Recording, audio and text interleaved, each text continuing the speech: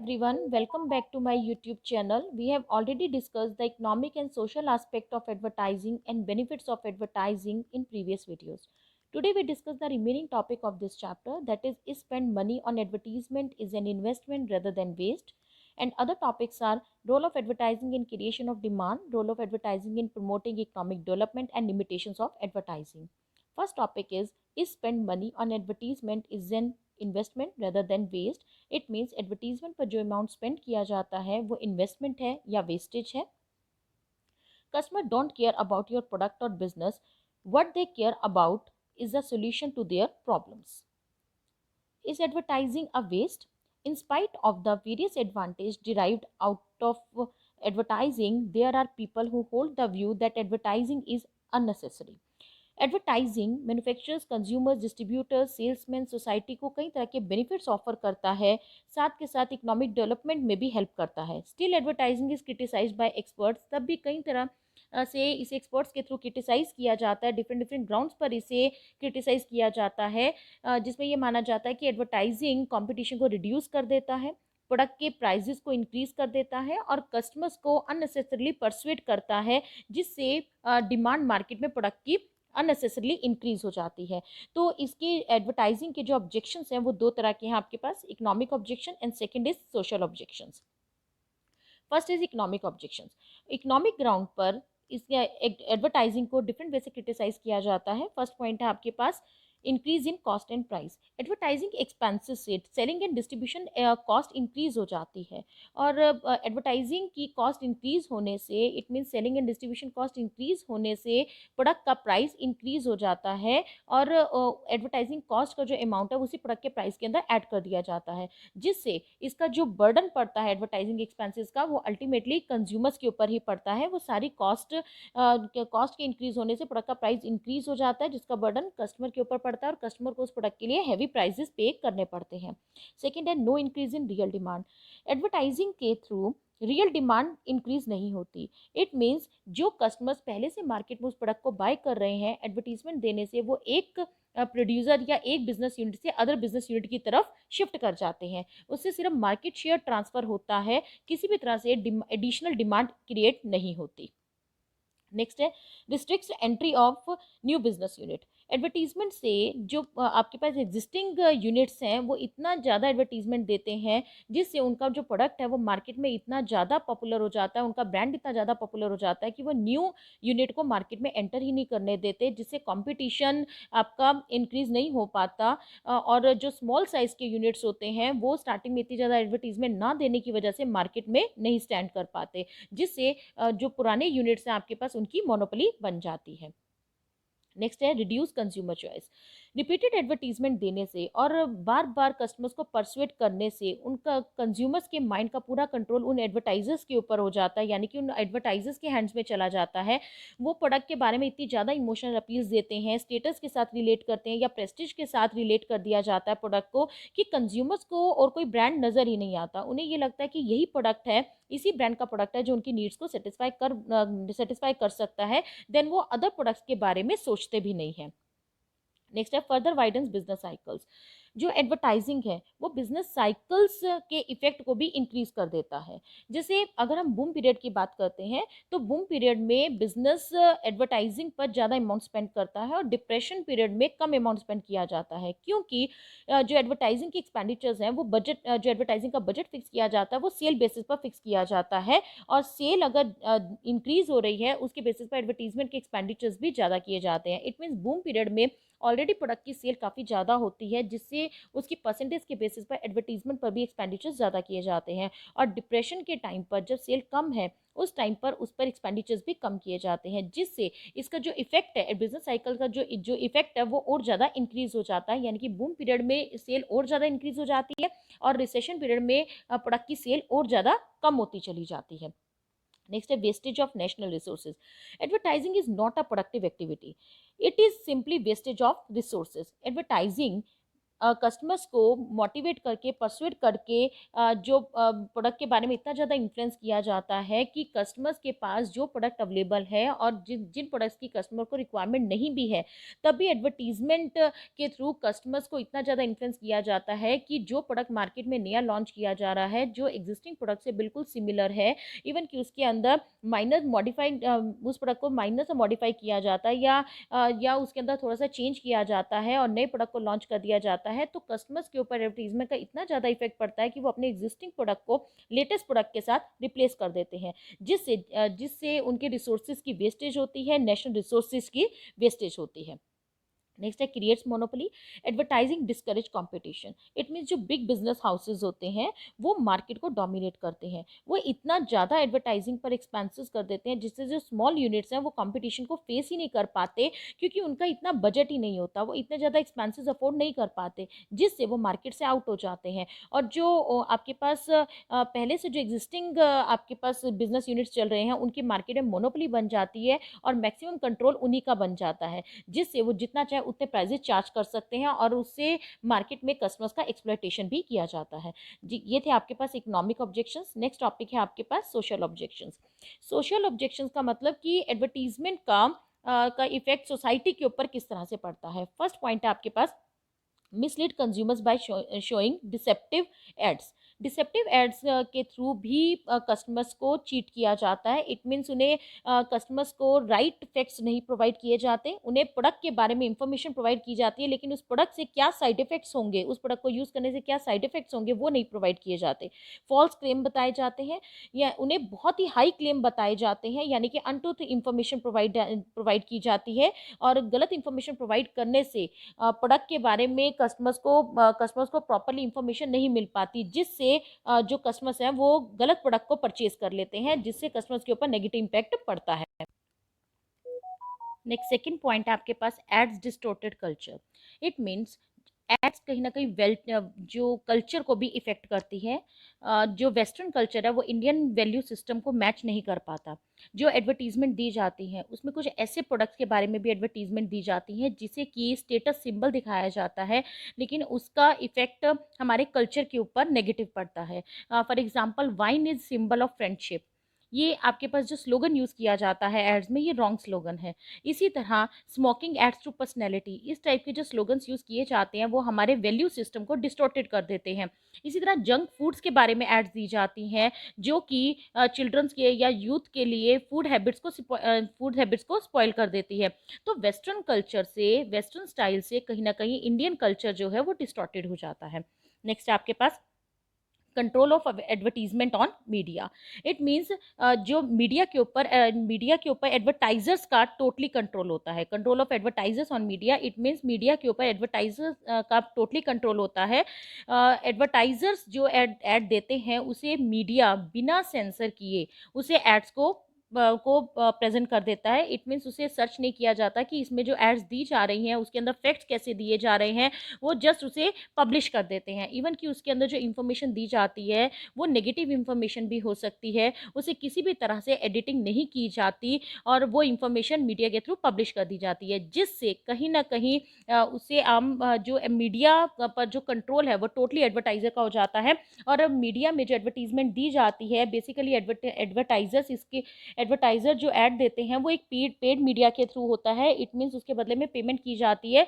तो इसमें सिर्फ प्रोडक्ट के बारे में पॉजिटिव इफेक्ट बताए जाते हैं, नेगेटिव इफेक्ट्स भी नहीं बताए जाते। इट मीन्स उस प्रोडक्ट को यूज़ करने से क्या नेगेटिव इफेक्ट हो सकता है उसके बारे में कोई इंफॉर्मेशन प्रोवाइड नहीं की जाती। नेक्स्ट है प्रमोट्स मटेरियलिज्म, जो एडवर्टाइजिंग मटेरियलिज्म को भी इंक्रीज करती है। इट मीन्स एडवर्टाइजिंग में कस्टमर्स को अननेसेसरी थिंग्स के लिए इतना ज़्यादा इन्फ्लुएंस किया जाता है कि जिन प्रोडक्ट्स की उन्हें रिक्वायरमेंट भी नहीं है वो उस प्रोडक्ट की तरफ भी इन्फ्लुएंस होते हैं। इट मीन्स ऐसे प्रोडक्ट जिन्हें वो अफोर्ड भी नहीं कर सकते उन प्रोडक्ट्स को भी बाय करने के लिए वो अट्रैक्ट होते हैं। इट मीन्स मटेरियलिज्म इंक्रीज हो जाता है। नेक्स्ट है आपके पास bad effect on children.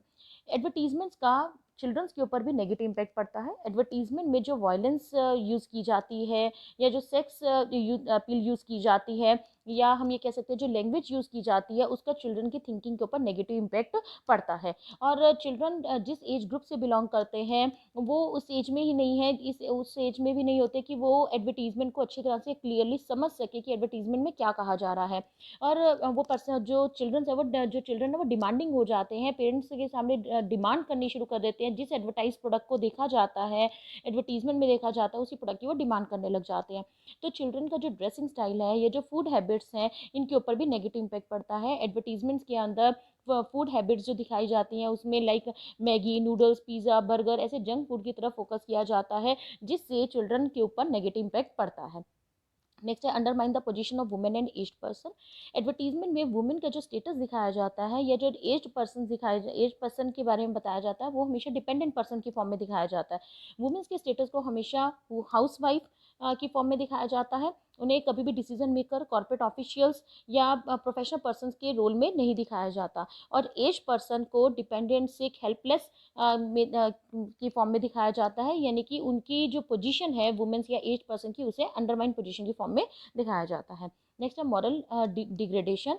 Advertisement में जो डेली रूटीन के प्रोडक्ट्स हैं उनके बारे में भी जो अपील यूज़ की जाती है वो सेक्सुअल अपील को यूज़ किया जाता है, जिसका चिल्ड्रन और यूथ के ऊपर नेगेटिव इम्पैक्ट पड़ता है। और इस अपील का कोई भी एडवर्टीजमेंट में कोई नेसेसिटी नहीं होती तब भी इनको यूज़ किया जाता है। लाइक अगर हम एंटीसेप्टिक प्रोडक्ट्स की बात करें या शेविंग क्रीम्स की बात की जाए या कॉस्मेटिक प्रोडक्ट्स की बात की जाए तो उनमें ऐसी अपील को यूज़ करने का कोई लॉजिक नहीं है, तब भी उन अपील्स को यूज़ किया जाता है। उनकी कोई रिक्वायरमेंट नहीं होती तब भी उसे यूज़ किया जाता है, जिससे जो एडवर्टीजमेंट का इफेक्ट पड़ता है यूथ के ऊपर या चिल्ड्रन के ऊपर उसका नेगेटिव इम्पैक्ट पड़ता है।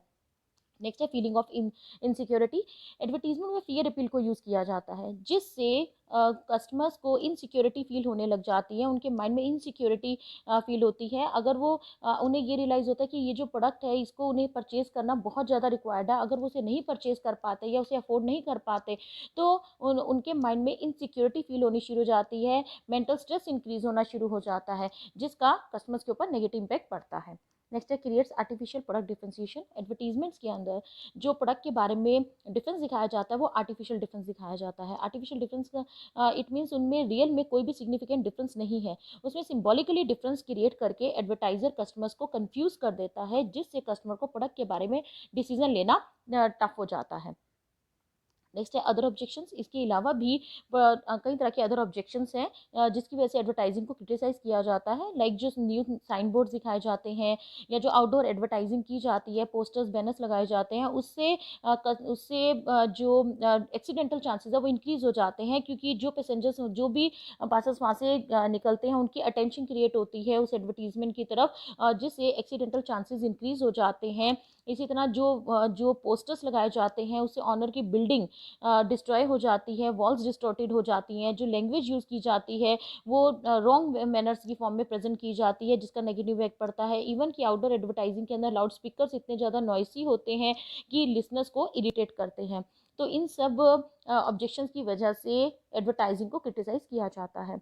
एडवर्टाइजिंग जस्टिफाइड और to spend money on advertisement is an investment rather than waste. इन जो हमने एडवर्टीजमेंट की इंपॉर्टेंस और जो ऑब्जेक्शंस डिस्कस किए उसके बेसिस पर हम ये कह सकते हैं कि जो एडवर्टीजमेंट है वो हमारे लिए कहीं ना कहीं इन्वेस्टमेंट है।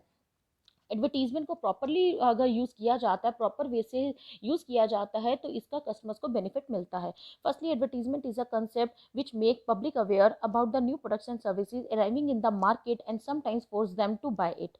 To spend money on advertisement is an investment rather than waste, because it can be friend of producer as well as suppliers in distinct cases. It means advertisement एक ऐसा कंसेप्ट है जो कि कस्टमर्स को new product के बारे में aware करता है, उन्हें प्रोडक्ट के बारे में सारी इन्फॉर्मेशन प्रोवाइड करता है, जिस बेसिस पर हम ये कह सकते हैं कि जो एडवर्टीजमेंट है वो आपके लिए इन्वेस्टमेंट है, वेस्टेज नहीं है।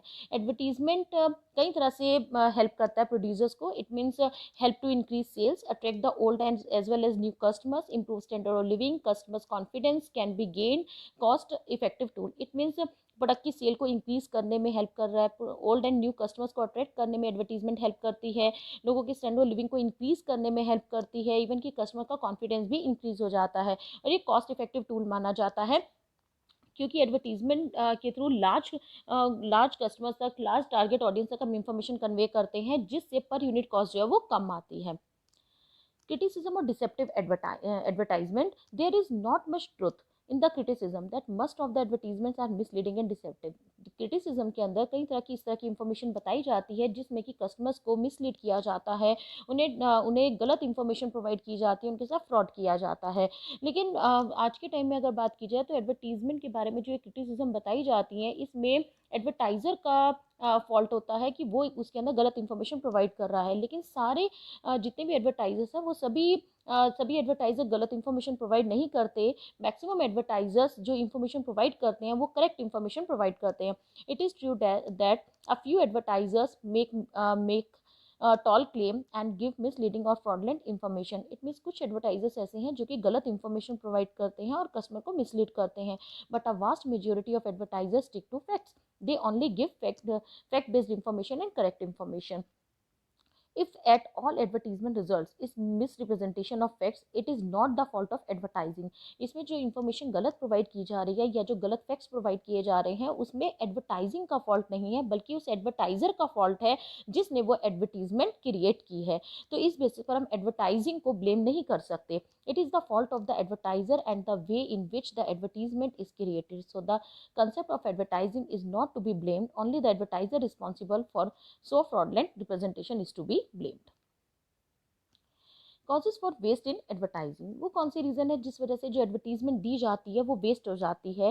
जैसे एडवर्टीजमेंट देने से पहले हमें प्रॉपर प्लानिंग करनी पड़ती है। अगर हम पुअर प्लानिंग कर लें या रॉन्ग टारगेट ऑडियंस को सिलेक्ट कर लिया जाए या टारगेट अगर हम गलत सेलेक्ट कर लेते हैं, उसमें जो कंटेंट यूज़ किए जाते हैं वो पुअर कंटेंट हो, wrong selection of agency, wrong placement, wrong media selection, poor sponsoring या रॉन्ग शेड्यूलिंग या एक्सेसिव एडवर्टाइजिंग, कुछ ऐसे रीजंस हैं जिस वजह से जो एडवर्टाइजिंग है वो हमारी वेस्ट हो जाती है और कस्टमर्स को इन्फ्लुएंस नहीं कर पाती। यानी कि जिस टारगेट के लिए हमने एडवर्टीजमेंट दी है वो एडवर्टीजमेंट का टारगेट हमारा पूरा नहीं हो पाता। इन सब के बेसिस पर हम ये कह सकते हैं कि जिस टाइम पर एडवर्टीजमेंट दी जाती है वो एडवर्टीजमेंट के अंदर सारी इंफॉर्मेशन उसके फैक्ट्स बिल्कुल करेक्ट प्रोवाइड करने चाहिए ताकि कस्टमर्स को करेक्ट इन्फॉर्मेशन मिल सके और कस्टमर्स को भी इस चीज़ के बारे में अवेयर रहना चाहिए कि एडवर्टीजमेंट के अंदर जो इन्फॉर्मेशन प्रोवाइड की जा रही है उसके ऊपर रिलाई करने से पहले उसके बारे में सारी इंफॉर्मेशन कलेक्ट कर ले, देन उसके बेसिस पर उसके ऊपर रिलाई करें। नेक्स्ट है आपके पास role of advertising in creation of demand. It means advertising के थ्रू डिमांड कैसे क्रिएट होती है। Advertising is an effective way to build brand awareness and to tell consumers about the benefits of your product and services. Advertising के through customers को product के सारे benefits के बारे में बताया जाता है, प्रोडक्ट के बारे में अवेयरनेस दी जाती है, प्रोडक्ट की क्वालिटी, प्रोडक्ट की फीचर्स के बारे में बताया जाता है। Creating targeted advertising campaign can help businesses increase demand for their offering. However, if an advertising campaign is unsuccessful, it can also reduce the demand for the product or services. It's important to understand how advertising works and the way it can change the demand for your product. It means advertising एक ऐसा effective tool है जिसके through customers को product के बारे में aware किया जाता है, प्रोडक्ट के बारे में सारे बेनिफिट्स के बारे में बताया जाता है। अगर हम टारगेट एडवर्टाइजिंग के थ्रू जो इन्फॉर्मेशन प्रोवाइड करना चाहते हैं उसे सही ढंग से अगर प्रेजेंट किया जाता है तो उससे प्रोडक्ट की डिमांड इंक्रीज हो जाती है। लेकिन वहीं पर अगर एडवर्टाइजिंग प्रॉपर वे से प्रोवाइड ना की जाए यानी कि वो अनसक्सेसफुल रहे तो उस प्रोडक्ट की डिमांड या उस प्रोडक्ट की जो प्रोडक्ट के बारे में जो डिमांड की जाती है वो डिमांड आपकी रिड्यूस हो जाती है। तो उसके थ्रू हमें एडवर्टीजमेंट को प्रॉपर वे से इम्प्लीमेंट करना चाहिए, उसे सही ढंग से प्रेजेंट करना चाहिए ताकि प्रोडक्ट की डिमांड इंक्रीज हो सके। उसके लिए जो एडवर्टीजमेंट दी जाती है, बेसिकली एडवर्टीजमेंट के थ्रू हम डिमांड को कैसे क्रिएट करते हैं, promotes new uses of the product. It means इस प्रोडक्ट की डिमांड को इंक्रीज करने के लिए एडवर्टीजमेंट के थ्रू प्रोडक्ट के नए नए यूजेस के बारे में बताया जाता है कि क्या क्या उससे अदर यूजेस हैं उसके। लाइक अगर मिल्क मेड का एग्जाम्पल लिया जाए तो शुरू में मिल्क मेड को as a substitute of milk use किया जाता था, लेकिन अगर हम आज की बात करें तो उसके कई अदर यूजेस बताए जाते हैं। लाइक मिल्क मेड के थ्रू आप स्वीट डिश बना सकते हैं, सैंडविच में यूज़ कर सकते हैं, तो कई अदर यूजेस बताए जाते हैं जिससे प्रोडक्ट की डिमांड इंक्रीज हो सके। नेक्स्ट है promotes frequency of uses.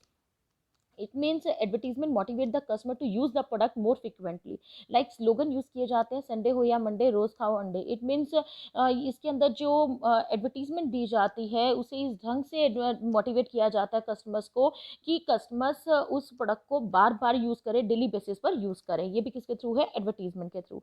Next है motivates for replacement. Advertisement motivates the user of the product for frequent replacement. It means जो प्रोडक्ट वो यूज कर रहे हैं, अगर फैशन के अंदर चेंज आ जाता है, ट्रेंड स्टाइल के अंदर चेंजेस जैसे जैसे आ रहे हैं, वैसे वैसे ऑडियंस को इन्फ्लुएंस किया जाता है, उन्हें फोर्स किया जाता है कि वो अपने प्रोडक्ट को, जो वो प्रोडक्ट यूज कर रहे हैं, उस एग्जिस्टिंग प्रोडक्ट को जल्दी से चेंज कर ले। यानी कि लेटेस्ट डिजाइन के जो प्रोडक्ट अवेलेबल हैं या जो फैशनेबल प्रोडक्ट जो स्टाइल में चल रहे हैं उस प्रोडक्ट को परचेज करें, और जो एग्जिस्टिंग प्रोडक्ट है उसको डिस्कार्ड कर दिया जाए। तो जिसके थ्रू जो एडवर्टाइजिंग है वो डिमांड को और ज़्यादा इंक्रीज कर देता है। नेक्स्ट है increase using season. Advertisement seasonal product को यूज करने में भी हेल्प करता है। इट मीन्स उसकी जो सेल है, जो सीजनल प्रोडक्ट है, ऑफ सीजन में भी जब प्रोडक्ट की सेल नहीं होती तो उस टाइम पर भी एडवर्टीजमेंट दे करके लोगों को मोटिवेट करके उस प्रोडक्ट के बारे में इन्फ्लुएंस करके उस प्रोडक्ट की डिमांड को इंक्रीज किया जा सकता है। नेक्स्ट है informs about sales promotion schemes. जो प्रोडक्ट्स को सेल किया जाता है उस प्रोडक्ट के रिगार्डिंग जो सेल्स प्रमोशनल स्कीम्स लॉन्च की जाती हैं, उन स्कीम्स के बारे में पोटेंशियल कस्टमर्स को इन्फॉर्मेशन भी हम एड्स के थ्रू ही देते हैं, जिससे कस्टमर्स को उन ऑफर्स के बारे में पता चल सके और प्रोडक्ट की डिमांड मार्केट में और ज़्यादा इंक्रीज हो सके। इट मीन्स इस ढंग से एडवर्टाइजिंग मार्केट में प्रोडक्ट की डिमांड को इंक्रीज करती है। नेक्स्ट आगे हुआ role of advertising in promoting economic development. What is economic development? Economic development refers to increase in national income, per capita income, improvement in standard of living of masses. It means economic development का मतलब है कि national income increase हो जाती है, यानी कि national income increase हो जाना, पर कैपिटल इनकम या लोगों का स्टैंडर्ड ऑफ लिविंग इंक्रीज हो जाने को हम इकोनॉमिक डेवलपमेंट के मीनिंग से लेते हैं।